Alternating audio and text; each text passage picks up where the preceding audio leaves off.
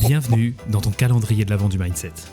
Pendant tout le mois de décembre, nous allons traiter développement personnel, psychologie, entrepreneuriat pour préparer l'année qui s'en vient. Je te souhaite une très bonne écoute.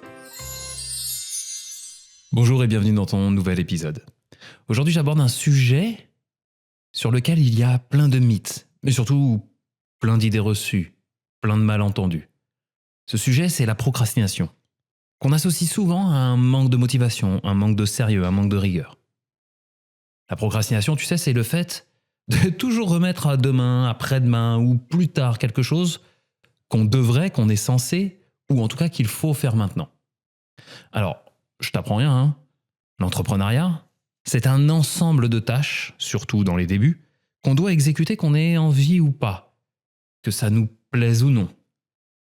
Bien sûr, quand on s'est lancé, c'est pour faire quelque chose qui avait du sens pour nous. Recréer une vie selon nos codes, nos idéaux, quelque chose qui était censé changer, ou rompre en tout cas le cadre du salariat. Et puis on s'est vite aperçu que il fallait aussi qu'on soit comptable, qu'on fasse du marketing, de la vente. Il fallait qu'on communique, qu'on suive la satisfaction client, etc., etc., etc. Et pas juste notre cœur de métier. Je vois régulièrement, moi, des coachs, des thérapeutes qui se lancent et qui galèrent réellement à vivre de leur activité. Parce qu'en fait, ils n'ont pas franchi ce cap.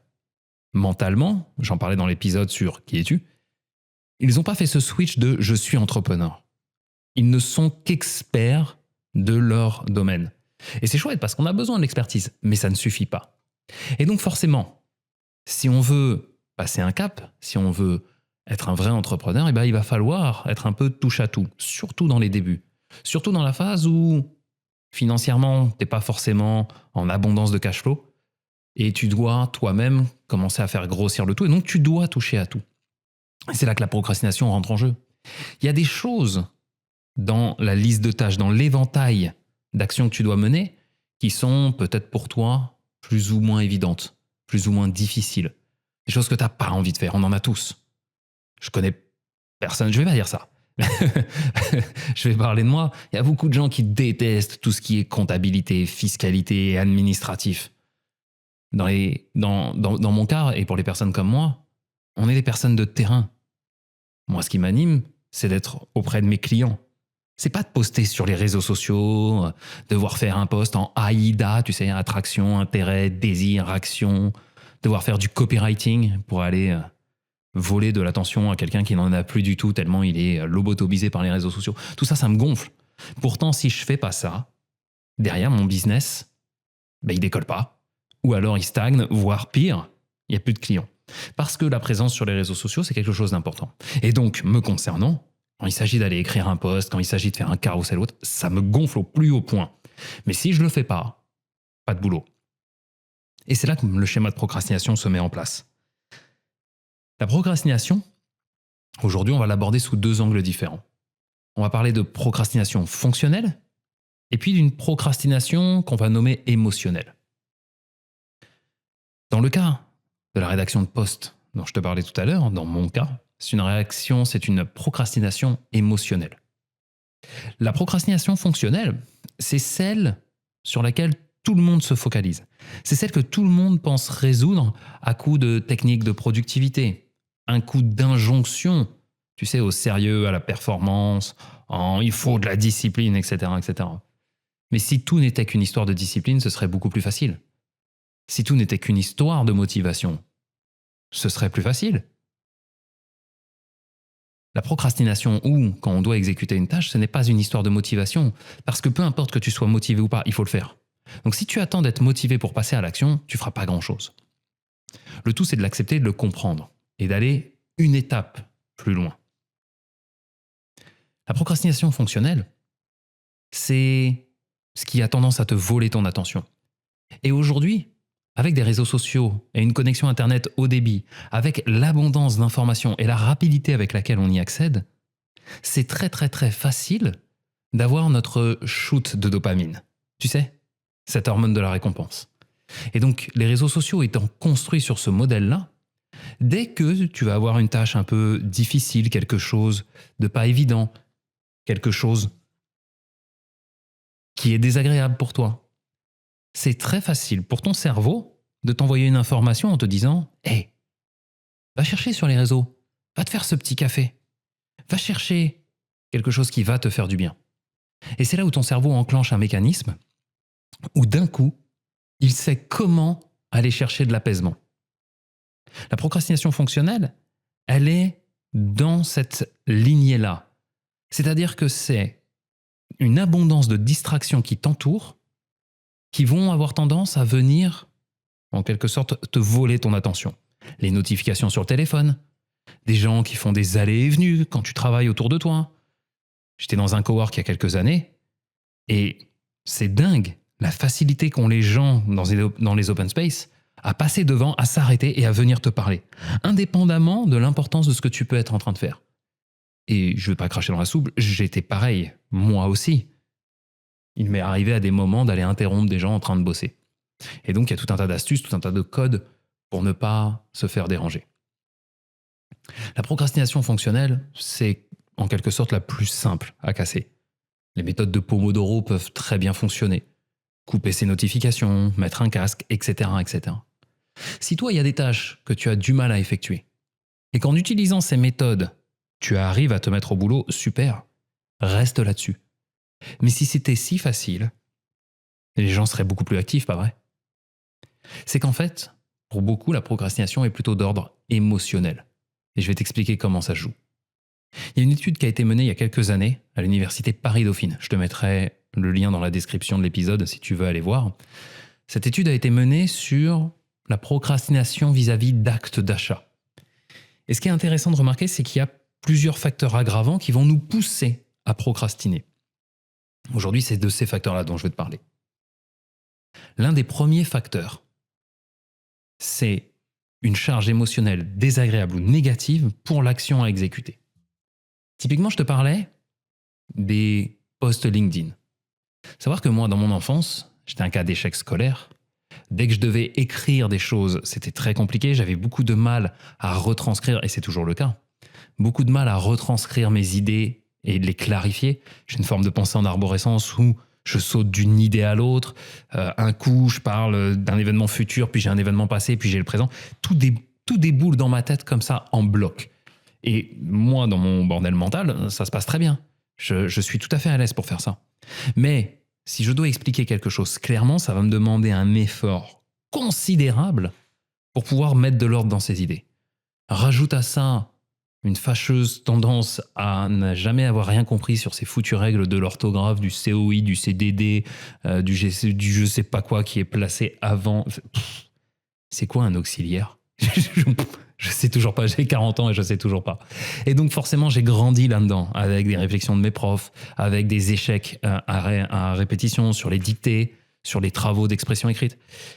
Et donc, j'ai évolué avec l'idée de « tu n'es pas bon à l'écrit, c'est pas pour toi, t'es pas quelqu'un, t'es pas un littéraire ». Ce qui est faux. Parce que fondamentalement, quand je me mets à écrire quelque chose qui me plaît, je peux passer des heures et des heures d'écriture. À l'heure où j'enregistre ce podcast, je sors d'une école de conférencier. Et j'ai passé des fois des sessions de 5 heures d'écriture non-stop, sans voir le temps passer, à écrire les sujets tels qu'ils venaient. Et c'est un vrai plaisir pour moi. Sauf que le faire dans un contexte très particulier dans lequel je dois m'adapter, me forcer à me faire comprendre, c'est extrêmement difficile. Ça me renvoie à tout un tas de choses du passé. Tout un tas de choses dans lesquelles je me sens nul, dans lesquelles, étant enfant, j'en ai un peu chié. Et donc forcément, ça va créer chez moi une émotion, quelque chose de désagréable, un schéma de fuite. Et donc, je vais forcément avoir tendance, quand je dois écrire un post sous telle ou telle forme, à trouver tout un tas d'excuses ou tout un tas de raisons de ne pas le faire ou d'aller faire autre chose.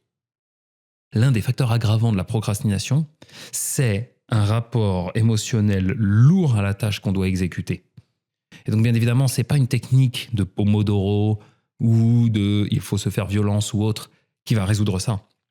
C'est de travailler sur le sujet à la base. En ce qui me concerne, bien sûr, j'ai évolué sur le sujet, il me reste encore du travail. Et puis, étant donné que mon objectif n'est pas de devenir un expert de la rédaction de poste, il faut que je maîtrise les bases, mais après, très rapidement, le déléguer, le faire sous-traiter et ne plus me prendre la tête avec ça pour me focaliser sur l'essentiel. Mais à l'heure actuelle, c'est encore important que je le fasse. Et donc, il va falloir que je trouve un moyen. Le deuxième élément, facteur aggravant en quelque sorte, sur la procrastination, c'est la notion d'obligation, d'impératif. Qu'on le veuille ou non, l'être humain n'aime pas recevoir des ordres. L'être humain aime exister par lui-même. L'être humain aime pouvoir faire les choses à sa sauce, dans une certaine mesure bien entendu, ou en tout cas avoir son mot à dire. C'est pour ça que des gens veulent tellement avoir raison, ou en tout cas vont énormément argumenter pour ne pas avoir tort, c'est qu'ils ont besoin de se sentir exister. Et donc, quand la procrastination s'enclenche plus lourdement là-dessus, lorsque tu dois agir quelque chose, tu dois faire quelque chose sous le coup de la contrainte. Plus tu as de contraintes pour ce que tu dois faire, plus tu vas avoir tendance à mettre des mécanismes dans lesquels tu vas t'échapper. Bien évidemment, jusqu'à un moment où tu es au pied du mur, tu n'as plus de choix, et là c'est la panique, il faut le faire. Et la pression étant telle que tu vas quand même l'exécuter, mais avec la boule au ventre, sous stress, etc. Ce qui n'est pas forcément le meilleur des moyens pour être productif ou créer des choses de qualité. Donc si le rapport à ce que tu dois faire est généré par une contrainte, par une obligation, il y a de fortes chances pour que tous tes leviers de fuite s'activent et donc la procrastination. Et ça, les obligations, on ne peut pas y échapper. L'entrepreneuriat, c'est pas s'extraire d'obligations, c'est choisir ses contraintes. Et le tout étant d'en accepter certaines, de prendre du recul et de mettre en place quelque chose qui nous apaise émotionnellement pour pouvoir franchir ce cap. Le dernier point sur la procrastination, qui peut paraître paradoxal, mais plus tu es loin de la tâche, plus tu as tendance à procrastiner. Plus l'échéance est longue, plus tu vas avoir tendance à reporter, à te dire « j'ai le temps, je ferai ça plus tard, je ferai ça plus tard ». Et ça, les marketeurs l'ont bien compris, c'est pour ça qu'ils utilisent ce qu'on appelle le FOMO, le Fear of Missing Out, la peur de perdre quelque chose. Ils te mettent, pour certains, un gros chronomètre sur leur page de vente pour bien te rappeler qu'il ne te reste plus que 2 heures pour bénéficier de cette formation à 97 € au lieu de 9 997 €. Tu te rends compte ? Juste pour toi, on te fait une réduction de 9 900 €. Et juste pour toi. Et jusqu'à ce soir minuit. Et il te reste exactement 3 heures pour acheter. On vient agir là-dessus.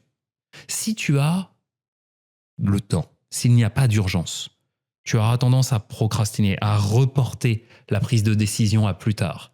Si en plus de ça, c'est une décision difficile, si en plus de ça, c'est une décision difficile, je m'en fous, je ne monte pas l'épisode, je te fais one shot. Si en plus de ça, c'est une décision difficile pour laquelle il y a une forme de contrainte, tu as des leviers majeurs pour ne pas prendre la décision tout de suite. Et donc, ce qu'il faut faire dans ce cas-là, c'est prendre du recul, avoir conscience de ce mécanisme, faire un travail sur toi-même, sur le sens de ce que tu dois faire, qu'est-ce que ça vient toucher chez toi. Moi qui ai une très forte valeur liberté, une très forte valeur autonomie, indépendance, autant te dire que tout ce qui est de l'ordre de la contrainte chez moi, et c'est pas comme si en France on en avait un petit peu, eh bien ça vient activer tous mes leviers. Et j'ai énormément de difficultés à passer à l'action. Et c'est pour ça que toute une partie de ma vie, j'ai toujours payé 10% de majoration d'impôt parce que j'étais pas foutu de remplir la déclaration en temps et en heure. Je suis un vrai phobique de l'administratif. Et tu peux être sûr que même des fois répondre à un simple mail, c'est une catastrophe pour moi. Si tu rajoutes à ça mon côté hyperactif, je m'excuse à nouveau pour tous ceux à qui j'ai pas répondu sur un message ou autre. C'est très compliqué. Bref. Dans le premier cas, pour faire un résumé, dans le premier cas, la procrastination fonctionnelle est due à des paramètres externes. Ce sont des mécanismes qui vont venir s'activer lorsque, en externe, autour de toi, tu as des stimuli, tu as des choses qui vont participer à ta distraction. Okay ? Et ça, c'est assez simple. Désactive par exemple toutes les notifications de ton téléphone, tu vas voir, ça change radicalement la donne. Perso, c'est ce que j'ai fait il y a quelques années et ça fait un bien fou. Le téléphone, il n'y a rien de tel pour te voler ton attention. Et puis, la deuxième procrastination, d'ordre émotionnel, elle vient te toucher chez quelque chose de sensible chez toi. Et là, tu peux essayer de fuir tant que tu veux. Le vrai truc, c'est d'aller travailler au bon endroit sur « Ok, là, il y a quelque chose chez moi qui est difficile. Je n'arrive pas à prospecter, je n'arrive pas à vendre, je n'ose pas proposer mes services. Parce que je ne me sens pas à la hauteur, parce que je ne me sens pas légitime, parce que je me vois comme étant tout petit. » Travaille au bon endroit, comme d'habitude. Ce n'est pas en fuyant les problèmes, en fuyant les choses désagréables que tu arriveras à résoudre quoi que ce soit. Ça peut faire peur, mais je te rassure, c'est beaucoup plus facile qu'on ne le pense. Je te laisse réfléchir là-dessus et je te dis à demain pour ton prochain épisode.